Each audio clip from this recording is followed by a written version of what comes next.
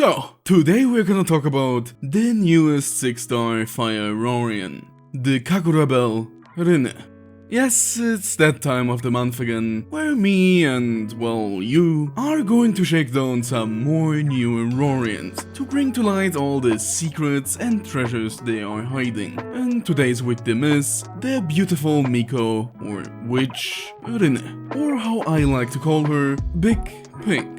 As to why, well, that should be quite obvious, because she holds big, that's right, secrets. And like I said, our job for today is to uncover exactly these to find out if Rinne is worth your time and, even more importantly, your precious resources, aka rolls and cash. But before we actually do that, the usual quick reminder to join the Discord if you haven't already, and if you really like my content and want to see even more scuffed Alchemy Stars videos, maybe even think about becoming a channel memer. And speaking of memes, let's get back to the topic on hand, aka our newest holy maiden. And what's a better way to start off than just jumping right into what she has to offer, aka her big Skillset. Cause obviously that's a lot of words on her active, so let's break it down. The first thing this skill does is erect a holy barrier that stays in place for 2 turns, meaning it has an uptime of 2 turns and a downtime of 2 turns because of its 3-turn cooldown. And this barrier doesn't only look impressive, but also does a lot of stuff, which is A. Purifying all red tiles in its 2-cluster range.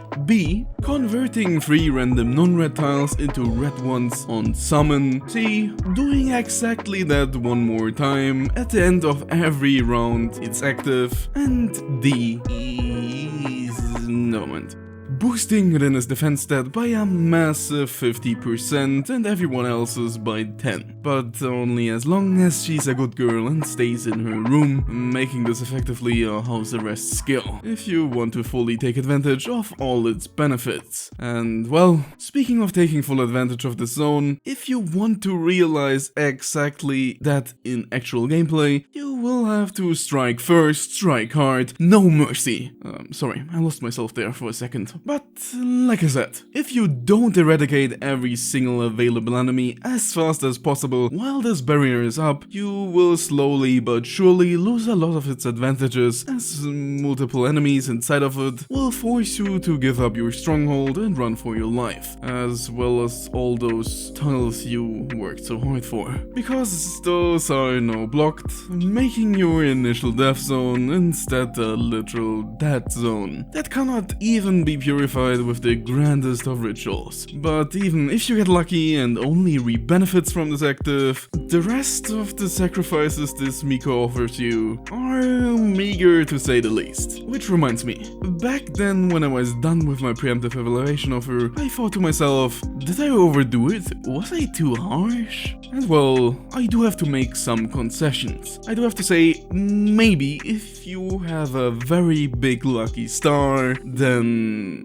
you might get some more out of the skill, considering it does give you 9 tiles over the course of 2 turns. Well, you can effectively only use those after 3 turns, but well, in quantity it's not lacking. But overall, I have to say, I was actually way too lenient back then, because considering her equipment, it's way worse than I thought. Only after actually testing her out, I came to realize that while it can once per turn offer a heal and some actual good conversion, there's something you might not notice at first, and that is that the skill actually has 2 fatal flaws. The most obvious one is the fact that you need to switch her to the captain position, and having a low damage sniper as your lead dancer is detrimental to not only your planning and strategy, but also your overall damage output, meaning you also kind of want to get rid of her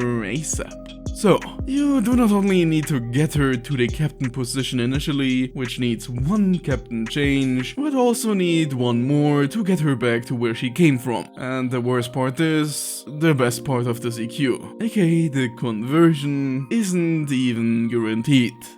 So at best this is 200% death scaling heals and 1 red tile. And at worst, a measly 2k plus recovery. That costs at a minimum 1 to 2 captain changes to even utilize. And you usually only have 3 of those available to you per quest, which coincidentally brings a third flaw to the surface. This equipment actually only has a limited use of 2, because you can only trigger this the first time by promoting Rinne to the captain position, but then you suddenly need 2 changes for the second activation, which unsurprisingly already depletes all of your captain change reserves. So, when we start to study Holy Pink from afar with judging glances, we quickly realize that side boobs are apparently the modern standard for all Mikos. Not that. Well, it's true, but that's a topic for maybe another day. What I meant to say is that this on first glance graceful and eye-catching Shinto priestess is actually a hot mess. Not like that, but you've got a point. And I would actually like to use this opportunity to quote myself. Rinne offers so much, but at the same time, nothing at all. And those words still hold true to this day, because her active is full to the brim with additional and excessive stuff that wasn't really needed and causes this 3-turn skill to pale in comparison to other similar converting skills, like for example SyNo and Iridon's, which also bolster 3-turn CD but have a significantly higher and a more effective payoff, while Rinne on the other hand stands here dancing for naught in her 2-cluster, 2-rod active static barrier that only offers 3 RNG red tiles times 3. Unlimited space, limited purification, aka a quite useless one, and a death increase that doesn't really do anything at all if Rinne isn't your current captain. And don't get me started again on this almost non-existent EQ. But regardless of all this criticism, she does have some good points. For example, well, it's obvious, isn't it? But enough about her skill set. Let's find out how she actually fits into teams and when you would actually use her over already existing options, while looking at her use cases. And well, she's a converter, so she obviously fights over the usual 2 to 3 converter spots in your team. But when would you ever actually use her over 4-tile converters, cross converters, and co? Regardless of her size, Big Pink might not even be any competition to Tiny Red, because like we discovered before, Rinne is an attractive mess that doesn't really offer that much beyond an unreliable 3-turn CD random converting skill that basically puts her on the same level as resetters and co. But to be fair, even those have more applications than her, as Rinne's purification is way too specific, her death buff isn't going to help much either, and her EQ is quite lackluster, especially if we take into account that we're talking about the fire element here. The element with the 2 single best captains in the game, and Mr. Dog actually wants us to use her as captain instead, in the process even losing us some precious captain changes. Not with me, but thankfully our overlord dog gave us one way out to save us all from this mess. Maybe. But we do have to pay a bitter price to reach this, and that's to forfeit our credit card. And yes, our next talking point are her breakthroughs, which also obviously include the by now notorious PT3 preemptive strike breakthrough. Yes, this is obviously quite good and makes her a lot more viable, as you at least don't have to wait 3 turns to get anything at all. But that's it.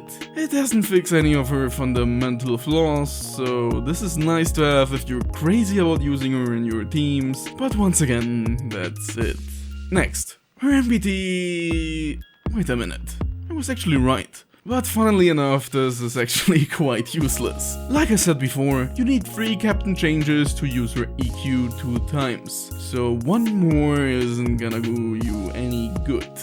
So why is this even here? Not even whales should fall for this blatant honey trap. Speaking of honey traps, let's finish talking about one. All in all, Rinne is, well, disappointing. She seems like an experiment gone wrong that resulted in a faulty product that's sold solely by relying on sex appeal. Okay, they're horny, so you guys. What can I say? Reactive is full of unneeded stuff, which results in a clunky and weird skill. Random tile generation is always not the best, but Mr. Dog tried to fix it with quantity, but limited by space and time. Purification is really good, but because of that, Mr. Dog decided to limit it, making it in the process utterly useless. But then he realized that now this isn't enough and slapped a death buff on top of this, and her EQ isn't much better off, because it's actually limited by an already limited resource. So, Mr. Dog forced us to use her as captain, even though we already are good on that department, and then continues to force various effects down our throats, but limits all of them severely, resulting in a completely and utterly flawed beauty. Rinne is nice to look at, but that's all. Gameplay wise, she's full of detrimental flaws that also affect other aspects of gameplay and not only herself, making Miko a dancer you should probably only admire from afar, so that you don't end up dancing in her palm, and well, solid at best. If you're charmed by her beauty, sure, go ahead, but else, I would recommend nobody to actually roll for her for gameplay related reasons. Wait for Yao and Co. But what you shouldn't wait on is joining the Discord, so remember to do that, and maybe even think about becoming a channel member. And on that note, a huge thanks to all of my currently existing channel memers, and obviously an extra big thank you to the 2 VIPs of the channel, the Grand Warlock and Megaman. That was all from me. Have a nice day, leave your thoughts about Rinne in the comments down below, and see you next time.